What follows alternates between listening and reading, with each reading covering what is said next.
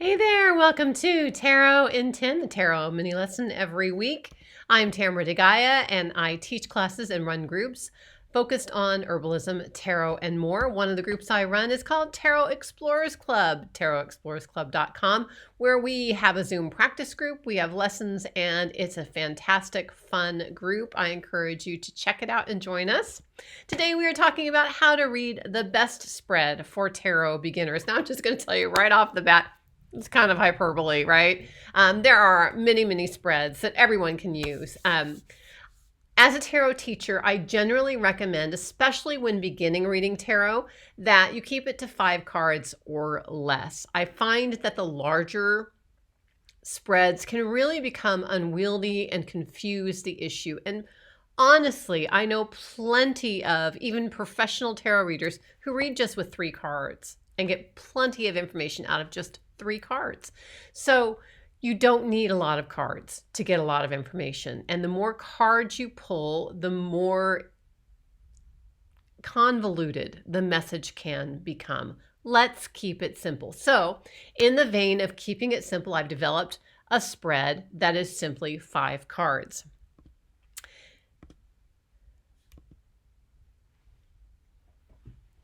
So keep it simple and keep it focused.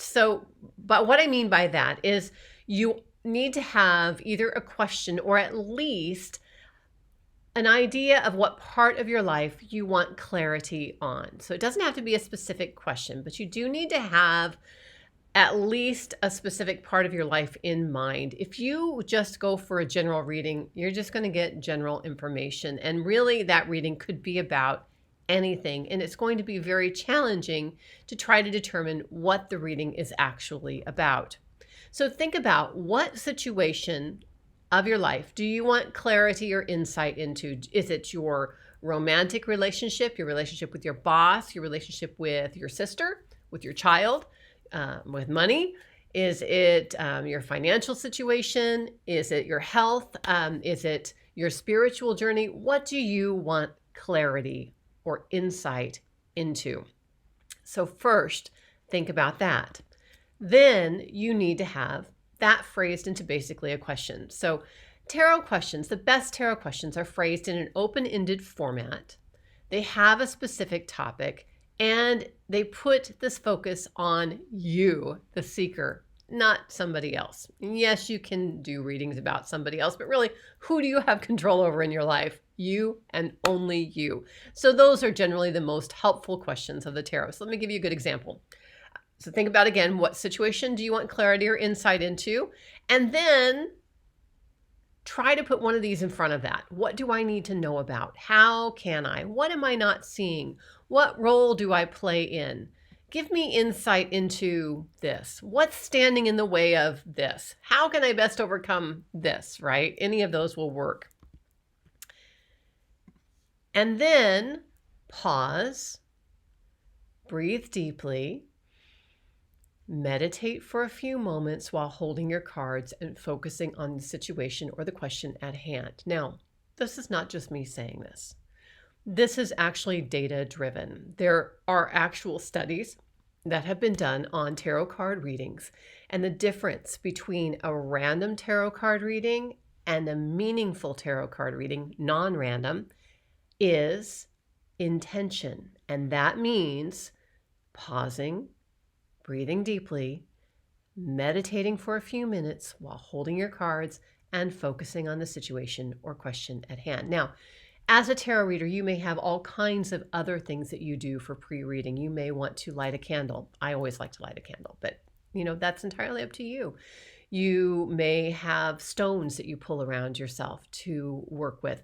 You may have guides or spiritual ancestors or angels that you look to for guidance. You may say a prayer. You may do some kind of protection ritual for yourself before you read tarot, which that's probably not a bad idea. But you want to be very clear about asking the universe, basically, and spending some time meditating and breathing deeply as you focus on the question at hand, before you pull the cards. Whatever else you want to add in is fine, but these are critical for getting a tarot reading that is actually meaningful and not random. Then shuffle. As you're focusing on your questions, you shuffle your cards and then draw 3 cards. Now, however you want to draw these cards, I've got other videos on how to shuffle and how to draw cards. But these 3 cards are going to represent basically a snapshot of insight into the situation that you're reading about. So 1, 2, 3, we're going to read these cards all as one story. Think of it like a comic book strip, basically. So let's take a look here. What do I need to know about my relationship with my boss? We'll just pull this question out and try this. So you pause, you breathe deeply, you meditate for a few minutes while holding your cards and focusing on the situation at hand. What do I need to know about my relationship with my boss? You shuffle, pull 3 cards, and you get these 3 cards. Reading these together as a snapshot of the situation. So let's read this.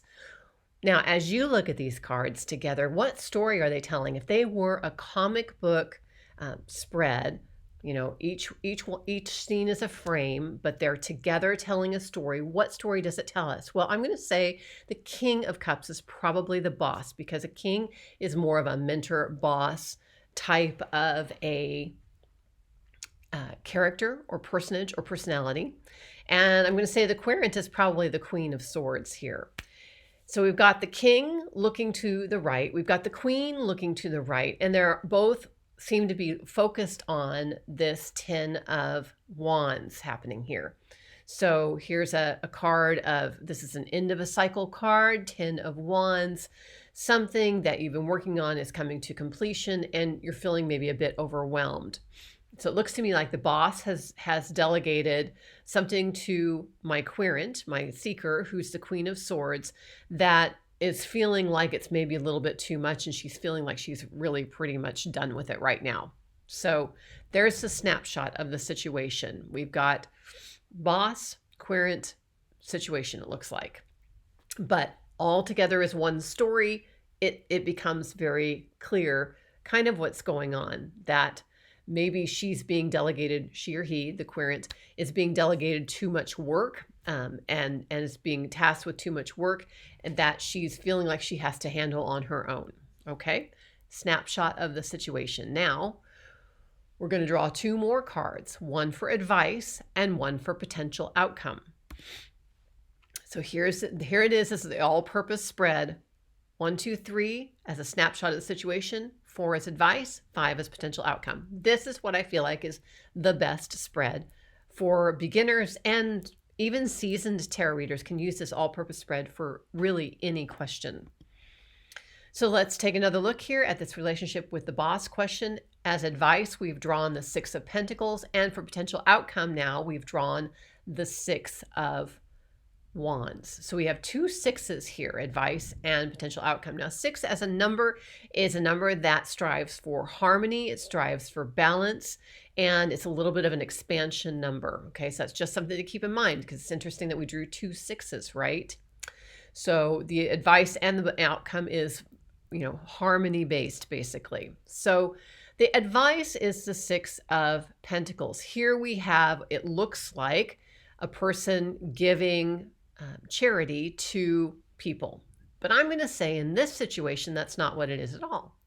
In this situation, it is the Queen of Swords delegating some of her task out of this scale. She needs to balance her workload, right? So I'm going to say that this is actually a card here of her giving Pentacles in the form of tasks in the real world to other people in her department. So I'm going to say here that the advice is to find people that you can work with on your own team that you can spread out the workload. Potential outcome, achieving harmony, achieving balance, and achieving the workload in a harmonious way. That is an example of the spread in a reading. Here's another one. What do I need to know about my spiritual journey? Pause, breathe deeply, meditate for a few minutes while holding your cards and focusing on the situation at hand. Shuffle, draw. Here are the 3 cards we've drawn. What do I need to know about my spiritual journey? Hierophant, Page of Cups, and 7 of Cups. Now we're reading this as a snapshot of the situation. One of the things I first noticed right off is we have 2 Cups cards. This is a very emotional issue. This issue is, of course, being a spiritual journey. Cups is something that we would expect to see in relationship to a spiritual journey question. The Hierophant, also not surprised to see this on a spiritual journey. And here's what I'm seeing as a snapshot of the situation. We've got the page looking towards the Hierophant, and then those two seem to be kind of looking towards one another, although the Hierophant does look like he's looking out. And then we have the 7 of Cups kind of looking at something completely different. What it looks like to me here is that perhaps this person, the seeker, started off from a spiritual position of dogma, rules, probably a religious upbringing. And then perhaps this person's own emotional journey took them elsewhere. They felt like that maybe wasn't resonating with their heart and decided to, looking at that cup, looking at the fish in the cup, where is, a fish swims in water, right? A fish follows the flow of the water. So I'm saying that this page represents the querent, and perhaps looking at that fish represents wanting to follow where her heart leads her, where her emotions lead her. And then looking at the 7 of Cups, it looks to me like where she's ending up here on her spiritual journey, where she is right now, the snapshot is that she feels like she has moved beyond the dogma and yet has not settled on what she feels like is her true path. She feels like there's so many options and she's trying them all and nothing is resonating deeply, deeply with her. Okay, there's our snapshot of our situation. We pull 2 more cards, one for advice, one for potential outcome. So it looks to me like the advice here is to think outside of the box as judgment. Judgment is discernment. If I were to rename that card, I would rename it discernment. And what a great advice card for the snapshot that we have here. She is going, or he is going to need to use the powers of discernment to decide on a path that resonates deeply. Stepping outside of the box, this is a great card for that too. Thinking outside of the box and listening to the call of the heart with discernment so that you're not following every single path. You are choosing something to follow for a while and then see how that sticks for you. The potential outcome card. This doesn't look like a happy potential outcome card. And I'm going to tell you what, you don't have to have a happy potential outcome card. Somebody in one of my groups said, I just keep pulling cards until I get a happy card. No, that's not the message. The message is the message is the message. Yes, we want to make sure that we're leaving ourselves or another person, whomever is the seeker, with an empowering message. But an empowering message does not mean necessarily a happy message. It means here's something you can do to improve this situation. That's what the advice card is for. Now let's take a look at this potential outcome card. The potential outcome card looks kind of sad, doesn't it? There's a walking away, there's a leaving behind. Well, sometimes on our spiritual journey, we have to leave some things behind that don't serve us anymore. Sometimes on every part of our journey, we need to do that. To me, this card fits really, really well. If you compare it with the 7 of Cups, here we have the 8 of Cups. That's a progression in this journey, right? 7 to 8 is a progression. And yes, you're going to leave some of those cups behind because you don't need all those cups, right? You don't need all those spiritual paths. You need the one that feels right to you. And so that's the potential outcome. And that's okay. It's not a bad thing. So there's the spread. 3 cards read as a snapshot of the situation, and then a card for advice, a card for potential outcome. I hope that was helpful.